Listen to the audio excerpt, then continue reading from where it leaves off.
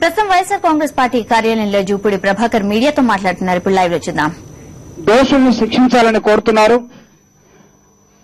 ఈ ప్రభుత్వం విఫలమయ్యే మార్గంలో ఎవరైతే అడుగుతున్నారో మా అంబేద్కర్ విగ్రహాన్ని నాశనం చేసినటువంటి వాళ్ళని పడగొట్టినటువంటి వాళ్ళని శిక్షించమంటే వీళ్ళనే అరెస్ట్ చేసే దశలోకి ప్రభుత్వం వెళ్ళిందంటే ఈ ప్రభుత్వం దళిత వ్యతిరేకంగా మారుతుందా, లేకపోతే అంబేద్కర్ గారికి వ్యతిరేకంగా మారుతుందా, లేకపోతే చేతగానితనంగా అంబేద్కర్ విగ్రహాలని కూలగొడుతుంటే మాకేమన్నట్టుగా చూస్తుందా?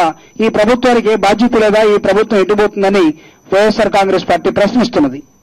చంద్రబాబు నాయుడు రాజశేఖర రెడ్డి గారి విగ్రహాలని ధ్వంసం చేయండి, ధ్వంసం చేస్తానని నాకు అధికారం ఇస్తే అన్నా ప్రభుత్వం మాట్లాడదు. చంద్రబాబు నాయుడు గారికి ఎంత ధైర్యం ఉండాలి రాజశేఖర రెడ్డి గారి విగ్రహం మీద చేయటానికి? ఆ విగ్రహాలను ధ్వంసం చేస్తామంటే వైఎస్ఆర్ కాంగ్రెస్ పార్టీ గాజులు తొడుక్కోనైతే లేదు. కాబట్టి భయపడినటువంటి చంద్రబాబు నాయుడిని ప్రభుత్వం హెచ్చరించాల్సిన అవసరం కూడా ఉన్నది. ఈ రాష్ట్రాన్ని దాదాపు 9 సంవత్సరాలు పరిపాలించిన ఒక ముఖ్యమంత్రి, మాజీ ముఖ్యమంత్రి విగ్రహాలను ప్రజలు ప్రేమతోటి పెట్టుకుంటే వాటిని ధ్వంసం చేయండి అంటే ఆయన రాజకీయ ఆలోచన ఏ విధంగా ఉందో అర్థం కావటం లేదు.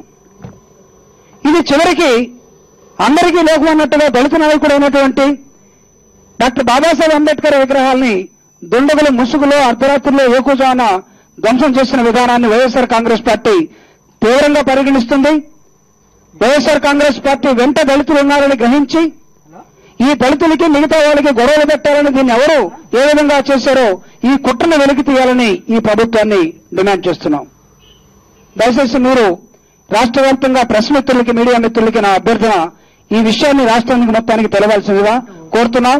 ఒకవేళ రాష్ట్ర వ్యాప్తంగా దళితులు సహనాన్ని కోల్పోతే ఈ ప్రభుత్వమే బాధ్యత వహించాలి.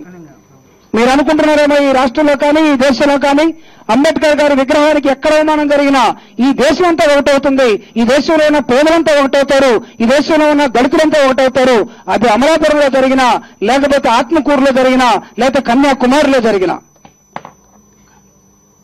దళితులందరూ కూడా సమన్వయాన్ని పాటించాలి. ఇలాంటి దుశ్చర్యల్ని ప్రభుత్వం వెంటనే పరిగణలోకి తీసుకుని అక్కడ దోషులు ఎవరో శిక్షించాలని కోరుతున్నాం.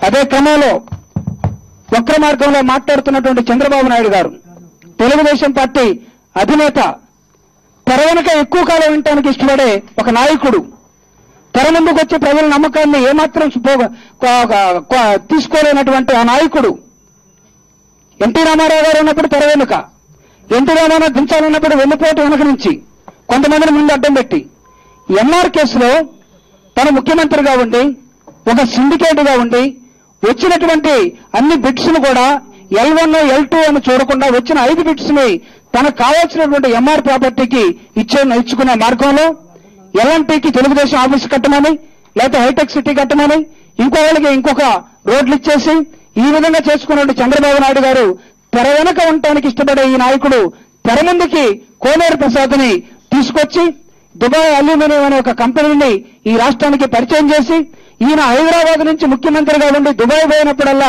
వచ్చినప్పుడు పోయేటప్పుడు అక్కడ ఉన్నప్పుడు మొత్తం తన ఇంట్లోనే ఉన్నటువంటి తన మిత్రుల్ని ఒక శంకర్రావు గారి ద్వారా ఒక లేఖ రాయించి ఆయన్ని ఈ రోజు జైల్లో పెట్టించి కోనేరుని జైల్లో ఉండి సిబిఐ ఎంక్వైరీ చేస్తుంటే రాజశేఖర రెడ్డి గారి కుటుంబానికి ఎవరైతే దగ్గరగా ఉన్నారో, రాజశేఖర రెడ్డి గారికి ఎవరైతే స్నేహంగా ఉన్నారో వాళ్ళందరి మీద విచారణ చేయమని ఈ చెప్పే విధానం, ఇది చేస్తున్న విధానం, ఇది సిబిఐకి మంచిది కాదు అని చెప్పదలుచుకున్నాం.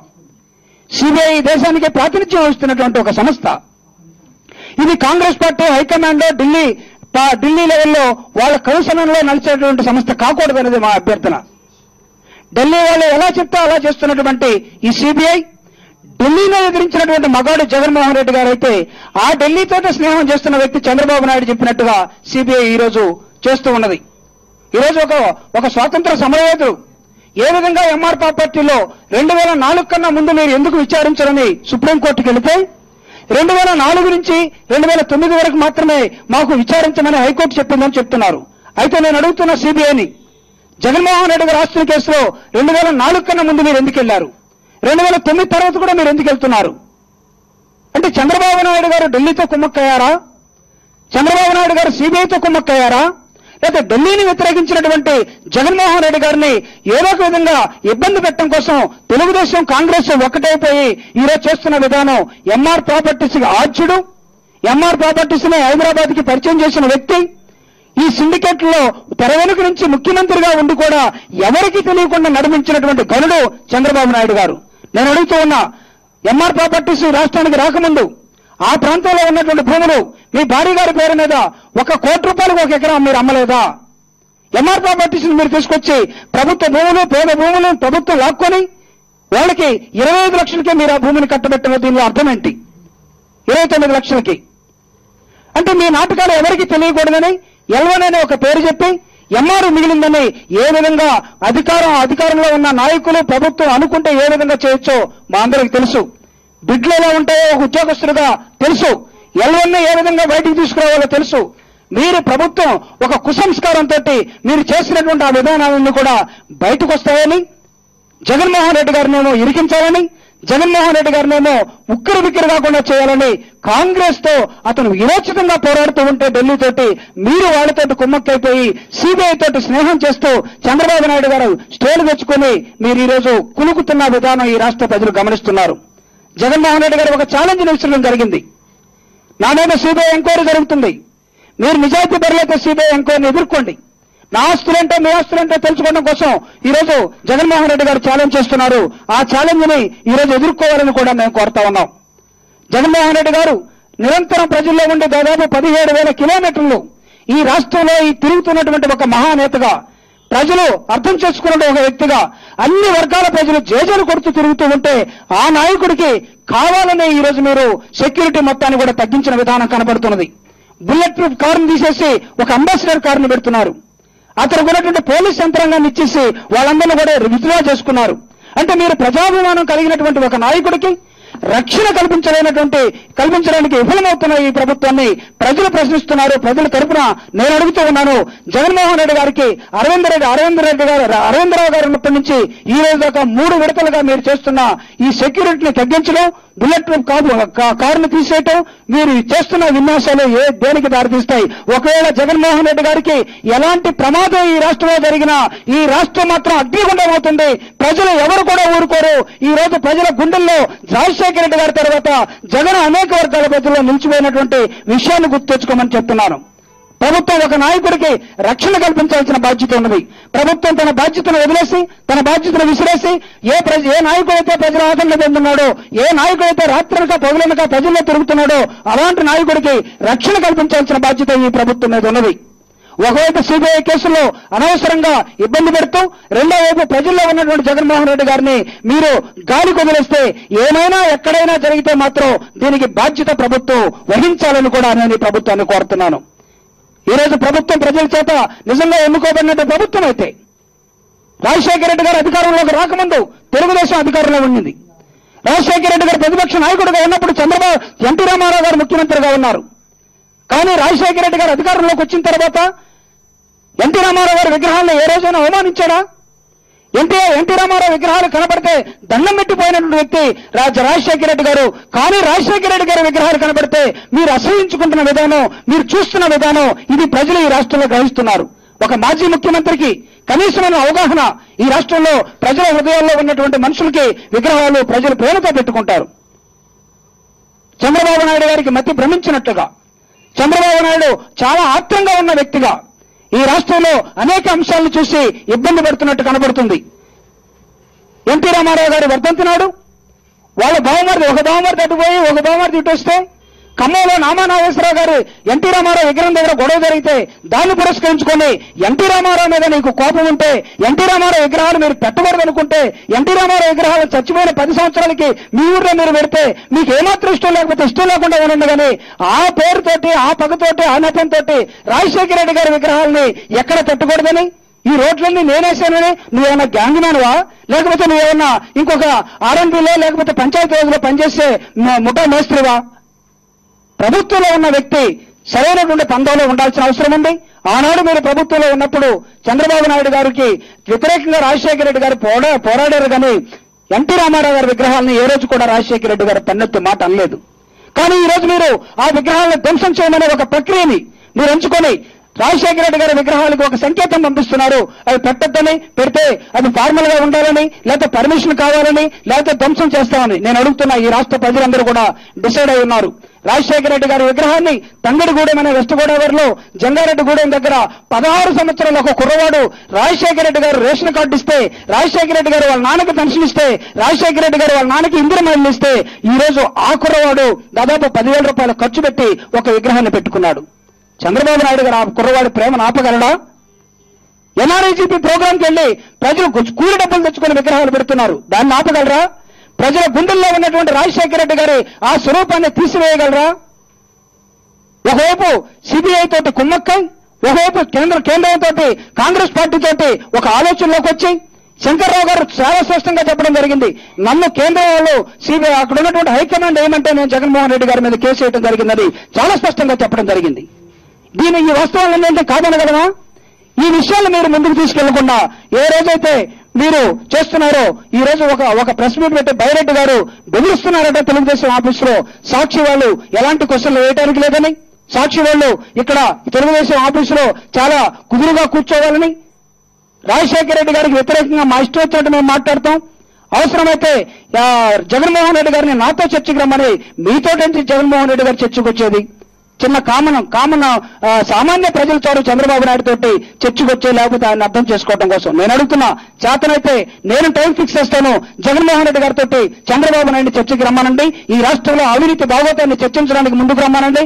అంతేగాని జగన్మోహన్ రెడ్డి గారితో నిరంతరం ప్రజల్లో ఉండే వ్యక్తితోటి రోడ్డును పోయే దానయ్యో చర్చకి రా అంటే చర్చకు వచ్చే ఆ ఆలోచన కానీ, లేకపోతే రాజశేఖర రెడ్డి గారి ఆలోచనని ఈ రాష్ట్రంలో కొనసాగించడం కోసం ఏ ప్రభుత్వం అయితే విఫలమవుతుందో, ఏ ప్రభుత్వం అయితే చేతకాటం లేదో, ఏ ప్రజలైతే ఆశిస్తున్నారో ఆ ప్రజలకి అండగా ఉండటం కోసం జగన్మోహన్ రెడ్డి గారు ఇచ్చిన మాటని నిలుపుకోవటం కోసం ఈ రాష్ట్రంలో తనకున్న పదవుల్ని, తనకున్న వ్యాపారాన్ని, తనకున్న సమయాన్ని మొత్తం హెచ్చించి నిరంతరం ప్రజల్లో కదులుతున్న జగన్మోహన్ రెడ్డి గారిని చూసి బెదిరిపోయి విగ్రహాల పేరుతోటి, ఇంకొక నెపంతో సిబిఐ తోటి, ఆఖరికి తనకున్నటువంటి ఆ పోలీసులను కూడా, ఆ సెక్యూరిటీని కూడా విత్డ్రా చేసుకుని మీరు ఇబ్బందులు పాలు చేస్తున్న విధానాన్ని ఈ రాష్ట్ర ప్రజలు అర్థం చేసుకున్నారు, గమనిస్తున్నారు. ఎప్పుడు ఎన్నికలు వచ్చినా ప్రజలు సిద్ధపడుతున్నారు, అన్ని వర్గాల ప్రజలు. ఈ తెలుగుదేశానికి చేతగాని ఈ అసమర్థ ప్రతిపక్ష పార్టీకి, ఈ చేతగానటువంటి పాలక పక్షానికి బుద్ధి చెప్పడం కోసం ప్రజలు సిద్ధమవుతున్నారు.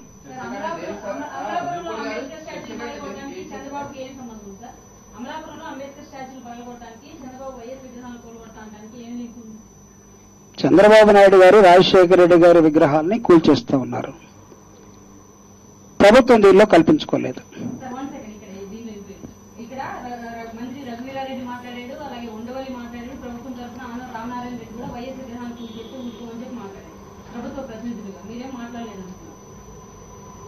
మేము అడుగుతుంది ముఖ్యమంత్రి గారు మాట్లాడాలని అడుగుతున్నాం.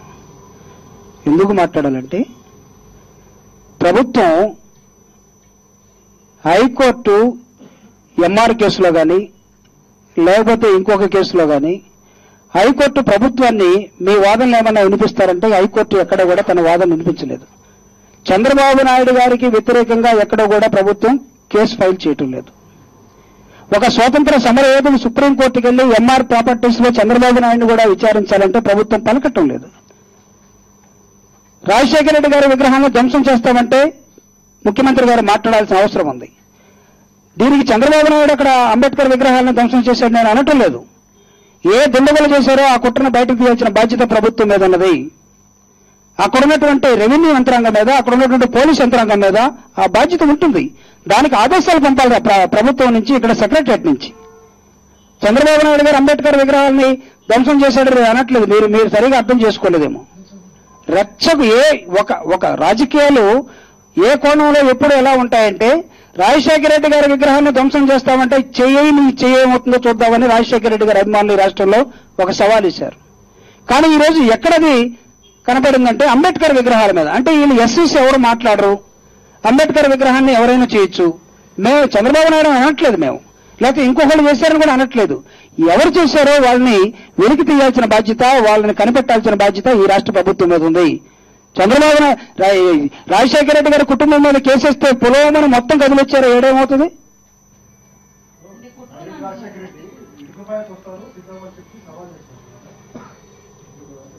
మాకు అందిన సమాచారం అంటే బైరెడ్డి లేకపోతే ఇంకొక సోమిరెడ్డి ఏళ్లతోటి కాదు జగన్మోహన్ రెడ్డి గారు. జగన్మోహన్ రెడ్డి గారు ఈ రోజు పేపర్లో చాలా చక్కగా సవాల్ విసరడం జరిగింది.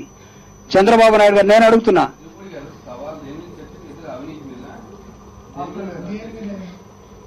చేస్తున్నటువంటి కుట్రలు ఏవైతే ఉన్నాయో సిబిఐ తోటి కుమ్మక్క కాలేదా, ఢిల్లీ తోటి కుమ్మక్క కాలేదా చంద్రబాబు నాయుడు?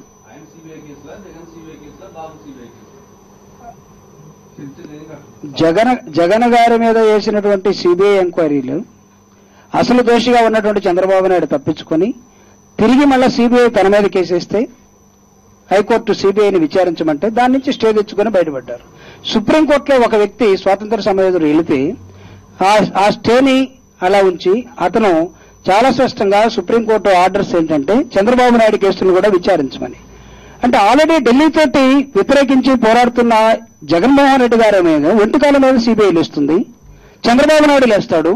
చంద్రబాబు నాయుడు సుప్రీంకోర్టు ఆయన కేసులను చూడమన్నా లేకపోతే హైకోర్టు తన కేసులను చూడమన్నా ఇక్కడ ప్రభుత్వం పలకదు, ఇక్కడ సిబిఐ పలకదు. కాబట్టి ఈ సిబిఐ కానీ సెంట్రల్ గవర్నమెంట్ కానీ నువ్వు కుమ్మక్కాలేదా, దీని మీద ఎంక్వైరీకి రమ్మని జగన్మోహన్ రెడ్డి గారు అడుగుతున్నాను.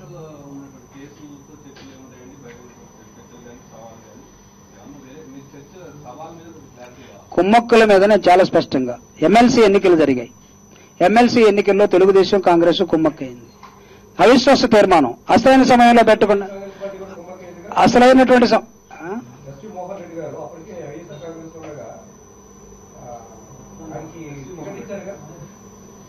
కుమ్మక్కు కాదు, అది అతను ఎమ్మెల్సీగా నిలబడినటువంటి వ్యక్తి ఆయన.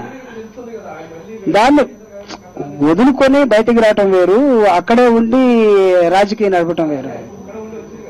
వదిలేసుకొని ఎమ్మెల్సీగా ఇక్కడికి రావటం జరిగింది. కుమ్మక్కు మీద సిబిఐ అండ్ సెంట్రల్ గవర్నమెంట్ న్యాయ వ్యవస్థ మాట్లాడటం న్యాయ వ్యవస్థను గురించి I'm not talking about the judiciary. Try to understand. I'm talking about and throwing a challenge to Chandrababu Naidu about the CBI and the conspiracy in between the Telugu Desam and the Congress party at state and central level. Try to understand.